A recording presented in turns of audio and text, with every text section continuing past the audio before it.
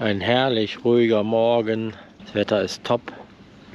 Der Dicke, den wir in Stenwijk gesehen haben, wo er ausgerüstet wurde, legt auch ab. Mal gucken, ob wir den noch mal wiedersehen. Der ist vielleicht auf einer Überführungsfahrt.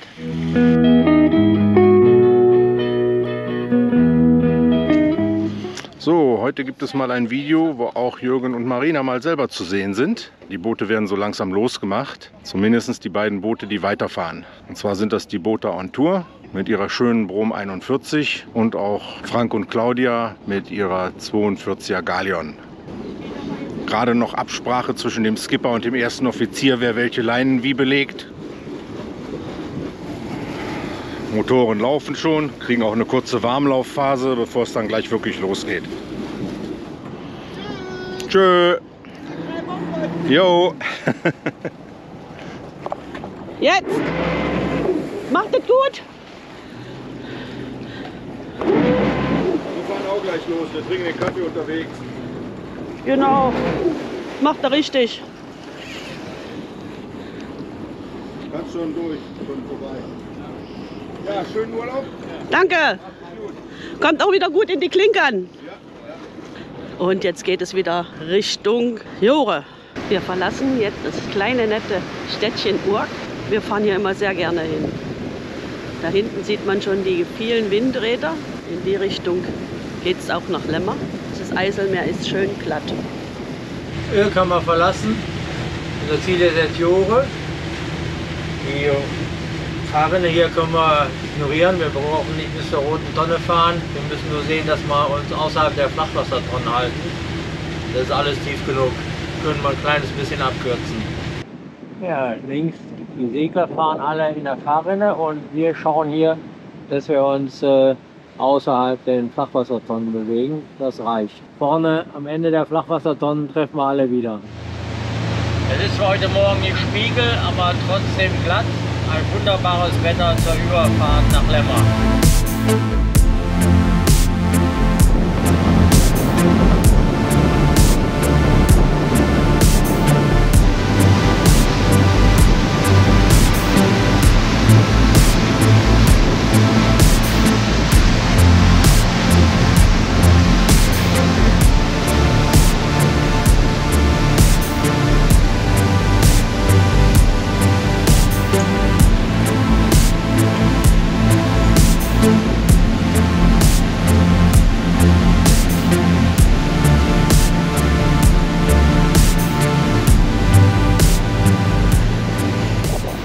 Etwas abgefallen ist, haben wir jetzt mal unsere Drehzahl reduziert auf knapp unter 2000, fahren jetzt nur noch 31 km/h und ich weiß immer noch nicht, wo unser Sweet Spot liegt, weil bei der Geschwindigkeit ist das schon relativ schieben. Ich weiß nicht, ob das jetzt dieselsparender ist, als wenn wir unsere üblichen 40, 41 Marschwatt fahren. Da haben wir gerade mal 2000 Umdrehungen mehr. Und man sieht, Raubfischangeln ist auch wieder erlaubt. Das letzte Windrad vor Lemmer ist erreicht. Wir haben jetzt wieder die Speed rausgenommen, wo wir jetzt wieder in die Fahrrinne kommen.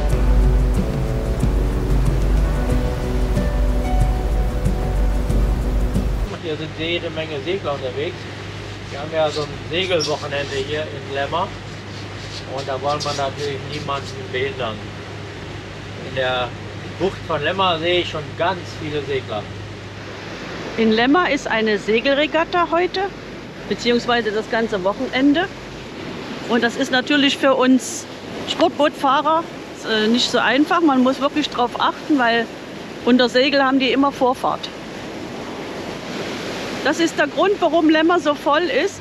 Aber wir wollen da ja nicht hin. Wir fahren durch die Prinz-Margret-Schleuse, weil es einfach keinen Sinn macht, hier in Lemmer versuchen, einen Liegeplatz zu kriegen. Fahren wir deshalb gleich nach Jore durch. Oh, es ist gut was los da vorne. Da hinten ist dann die Schleuse, wo wir hin müssen. Wir fahren irgendwie immer alle im Kreis. In die Richtung und dann auf der anderen Seite wieder zurück. Wir sind gleich an der Schleuse und ja, die Segler sind schon alle draußen. So voll habe ich sie ja noch nie gesehen. Aber dann an der Schleuse selber wird da nicht viel los sein, außer normale Berufsschifffahrt. Wir sind jetzt im Schleusenbereich. Ich sehe, da vorne ist auch schon ein Segler, der an der Warteposition ist. Man sieht, die Brücke ist auf. Das heißt, von der anderen Seite, von Lemmer aus, fahren gerade Segler in die Schleuse. Und da haben wir noch ein bisschen Zeit. Vor der Prinz-Margret-Schleuse ist hier der Wartebereich für Sportboote. Und da steuern wir jetzt erstmal an. Jetzt machen wir hier am Anleger eine kleine Rast, bis wir die Schleusung bekommen. Aber wir machen trotzdem fest. Oh, super, Schatz. Boah, du kannst ja super Lasso werfen. Ich hab's sogar auf dem Film. Kaum, dass wir hier angelegt haben, zeigt die Schleuse auch schon wieder grün für uns. Das geht ja hier ruckzuck. Und was wäre Lemmer ohne Lämmer? Da stehen sie. Das war wirklich wieder Blitz. Jetzt fahren wir schon rein. Hier kommen wieder unsere Popfender zum Einsatz. Wir hier unten nur diese Holzleisten haben, direkt über dem Wasser, wo normale Fender einfach aufschwimmen. Es ist Saison, überall stehen Helfer und geben Kommandos. Nehmen Sie die linken Seite bitte. Ja, ja, danke. Auch hier gibt es Schleusenhelfer. Guten Mittag. Wir stehen vorschriftsmäßig ganz vorne. Dort wurden wir allerdings auch hinbeordert. Dadurch sind wir jetzt relativ schnell draußen und machen die Schleuse wieder auch recht schnell frei für die Einfahrenden. Das sind 2 Berufsschiffe, die jetzt rein wollen. Die Popfender verrichten ihre Arbeit.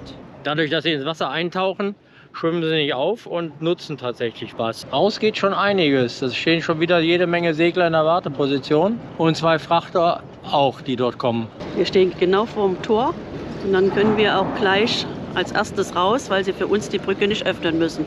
Der Segler neben uns muss warten, bis die Brücke öffnet. Deshalb können wir schon raus. Schönen Dank noch. So, danke. Die Schleuse haben wir jetzt relativ schnell passieren können. Da stehen schon Berufsschiffe parat, die rein wollen. Die Pott kommt schon auf uns zu und wartet, dass er einfahren kann in die Schleuse. Hier am Steiger warten viele Segler, die raus wollen. Und da kommt noch eine Armada von vorne, die auch raus wollen. Jetzt geht die Brücke wieder zu, weil das Berufsschiff jetzt als erstes reingeht. Es ist, wenn viel los ist, hier schon Anarchie. Alle fahren los. Ja, hier ist der Andrang sehr hoch. Haben wir ein Glück, dass wir von der anderen Seite geschleust haben, wo kein Mensch stand. Viele fahren ja in dem Bereich zwischen der grünen Tonne und der Flachwassertonne. Da hat man kein Problem mit der Berufsschifffahrt, aber da ist es flacher und das würde uns bei gleicher Drehzahl Geschwindigkeit kosten. Wir müssen feststellen, dass es dieses Jahr viel voller ist schon, Ende Mai. Aber es kann auch daran liegen, dass es ein langes Wochenende war und deshalb so viele Boote unterwegs sind. Das Ende von der Grote Breken, da haben wir auch mal gelegen. Und da geht es weiter. So voll habe ich hier die Ecke schon lange nicht mehr erlebt. Wir waren ja letztes Jahr um die gleiche Zeit unterwegs und da war deutlich weniger los. Das Wetter ist natürlich auch heute top. Dicker, fetter Katamaran und die Angler sind auch schon parat. Ich werde mich bei dem herrlichen Wetter auch noch ein bisschen vorne in die Sonne setzen. Wir sind hier auf dem Prinz-Margret-Kanal. Diese Brücke muss für uns nicht extra öffnen. Das ist natürlich toll. Anna hat eine tolle Aussicht da oben und hat Spaß. Das Quellförder Meer haben wir jetzt durchfahren und biegen jetzt Steuerbord ab Richtung Langwerder Wiel. Dann haben wir da eine Brücke und dann noch eine Brücke und dann sind wir schon fast in Graupe. Von da sind wir gekommen und biegen jetzt hier ab.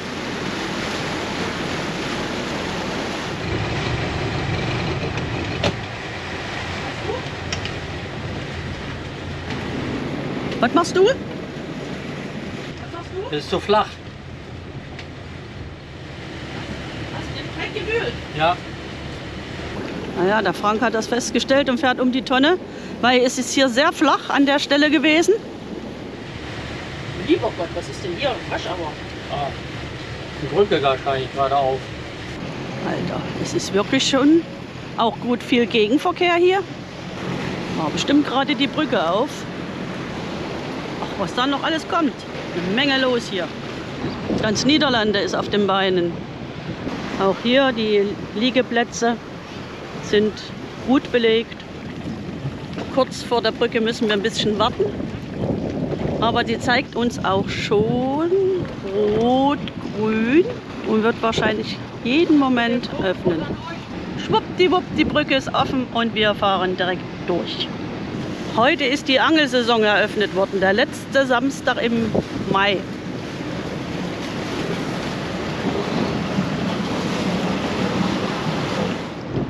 Wieder eine romantische Ecke hier. Schöne Natur. Also wenn das jetzt schon hier so voll ist, möchte ich im Juli, August hier nicht so sein. Die Anna hat einen Spaß. Bei der nächsten Brücke, die für uns geöffnet werden muss, haben wir schon rot-grün. Und die geht auch schon auf. Die Segler können durch. Die Brücke ist ganz oben. Ist schon eine Menge los dieses Jahr.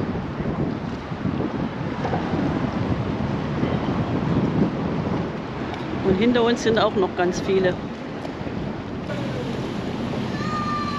Ja, wenn das Chalup bedarf, fährt man auf der anderen Seite durch. Da hat man nicht die Probleme, dass die Brücken geöffnet werden müssen. Was ist hier heute los? In jeder Brücke quält man sich durch. Ich bin immer mit 2 Motoren zu schnell und muss dann deshalb immer mal nur mit einer Maschine fahren. Und dann bricht natürlich der Bug aus und ich muss relativ viel gegenlenken. Das ist immer sehr, sehr mühsam, bei sehr, sehr langsamer Fahrt wie jetzt hier. So voll habe ich das hier noch nie erlebt. Der hält da hinter dem Segler und überholt nicht den Segler und der steht quasi.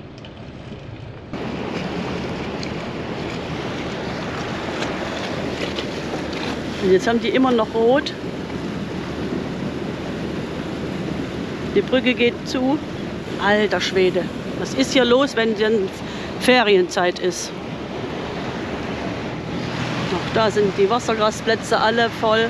Da wird man noch ein Plätzchen kriegen. Naja, ich bin mal jetzt gespannt. Jetzt fahren wir in die Einfahrt nach Jore. Es war früher mal eine Schleuse, die aber jetzt immer offen steht.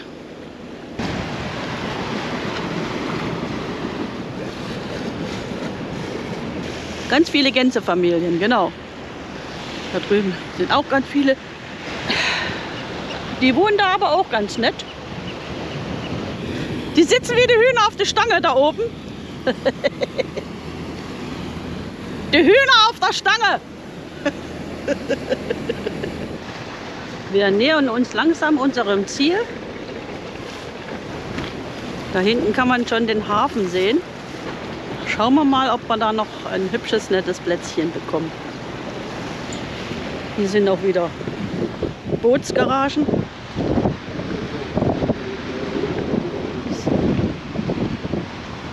Jetzt sind wir in Jore, aber so voll habe ich Jore auch noch nie gesehen. Oh, die stehen bis hier vorne. Jetzt kann man nur hoffen, dass die rausgefahren sind, jetzt eine Lücke lassen. Das sieht wirklich richtig voll aus.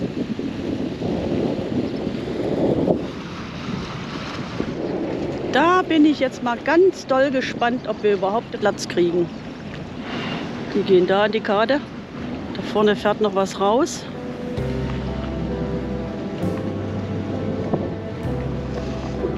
Da drin ist auch nichts frei, groß.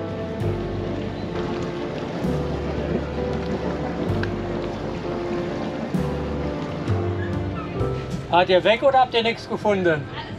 Alles voll.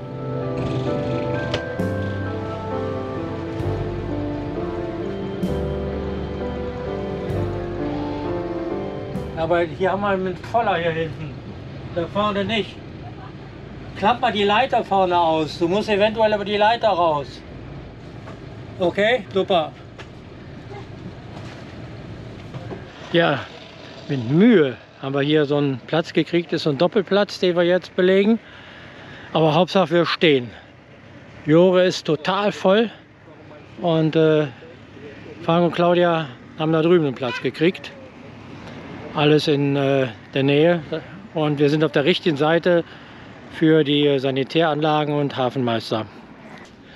Das Hafenkontor macht erst wieder um 17 Uhr auf. Aber hier können wir die Hafenkarte aufladen. Wir haben ja nur eine, die gilt für alle, nur man muss sie eben pro Hafen aufladen. 5 € und dann mit EC-Karte bezahlen. Und jetzt gucken wir mal, was der Frank für eine Nummer eintippt. Aber so einfach geht's. Und dann kann man damit den Strom bezahlen. Mit 23,50 ist Jore schon günstig. Allerdings ist hier kein Strom und auch keine Dusche drin. Jetzt, dass wir die Leiter benutzen und jetzt schaue ich mal, ob Marina nicht ins Wasser fällt. Und schön nach unten drücken, nicht nach vorne. Und dann geht das. Du bist sehr schadenfroh. Ja, das sind die besten Videos drin. Wir haben ja noch echt Glück. Die 4 hier haben auch einen super Liegeplatz. Eigentlich perfekt. Überlege ich bei jedem Gang von Bord. Nicht weit vom Hafen geht es dann hier um die Ecke und die nächste links und schon sind wir in der Fußgängerzone. Fast am Ende von Jore gibt es erstmal Frikandel mit Pommes. Haben wir schon lange nicht mehr gegessen.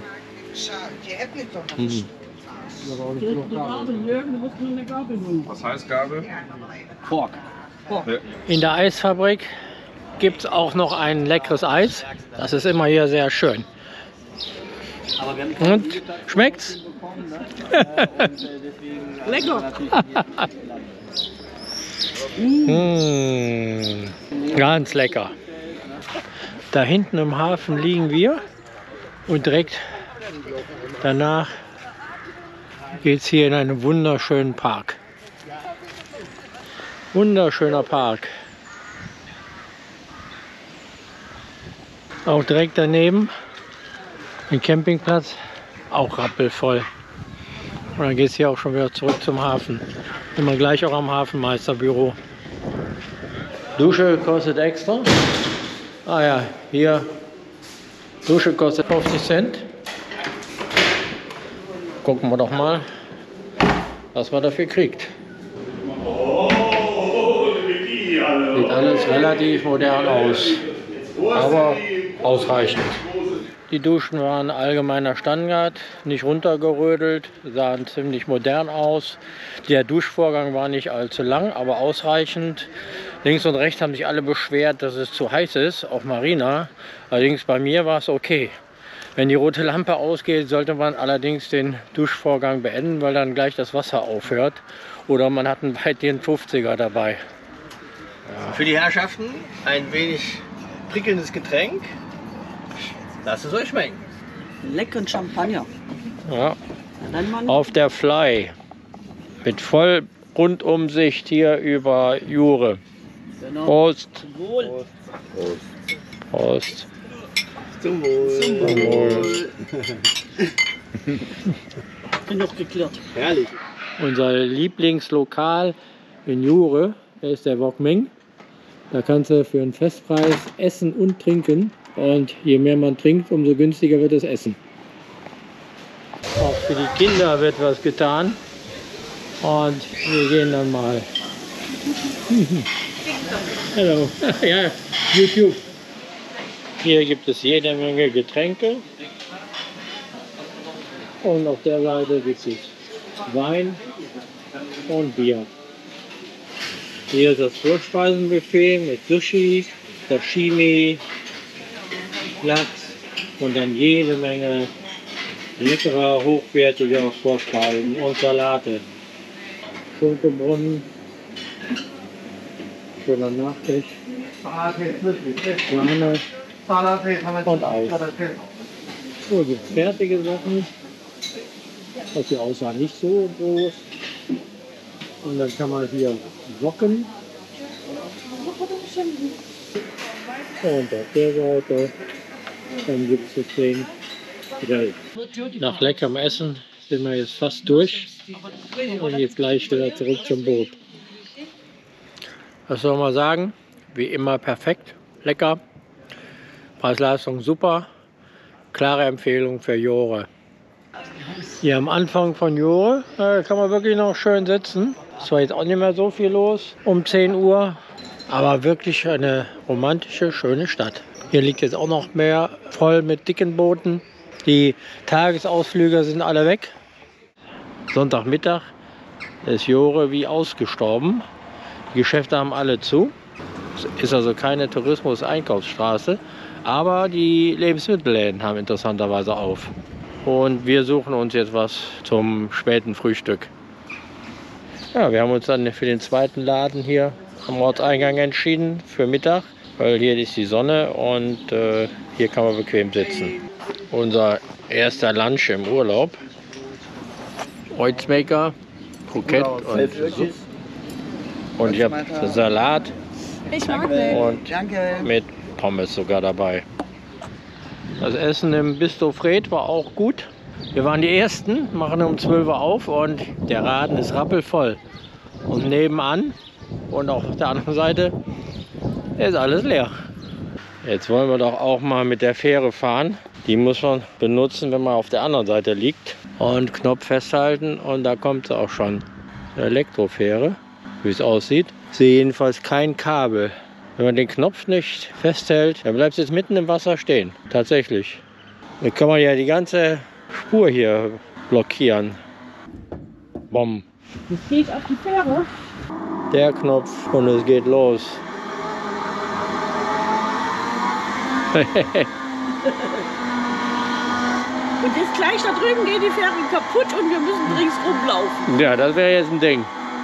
Hier auf der Seite ist noch jetzt reichlich Platz, aber ansonsten ist die Kade schon voll. Jetzt sind wir auf der anderen Seite, hoffen, dass der Akku jetzt nicht leer ist und wir zurückkommen. Und wenn wir jetzt alle Leute ärgern wollen, dann lassen wir einfach den Knopf los und stehen jetzt hier mitten am Wasser. Gute Sache. Und schon sind wir da drüben.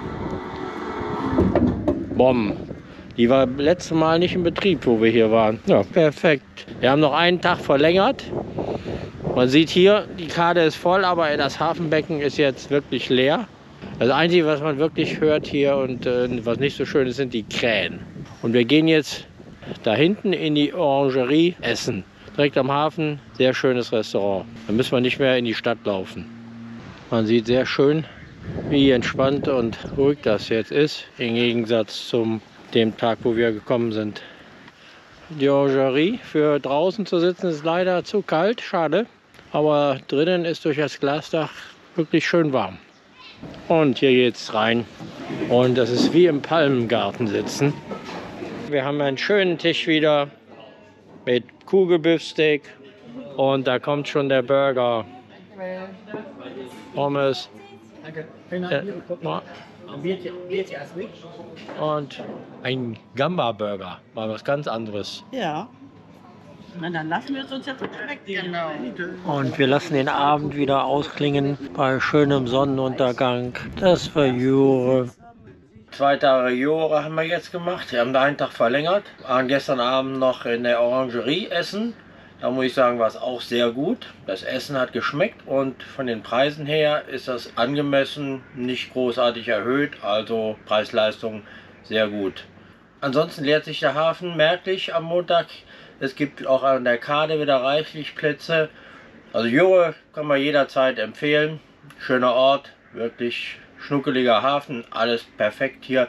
Einzig die Sanitäranlagen waren fürs Wochenende, wo so viele Camper und Bootsfahrer hier sind, einfach zu klein. Der Kampf ums Klopapier war schon enorm. Es waren trotzdem 2 schöne Tage und wir freuen uns jetzt auf Grau.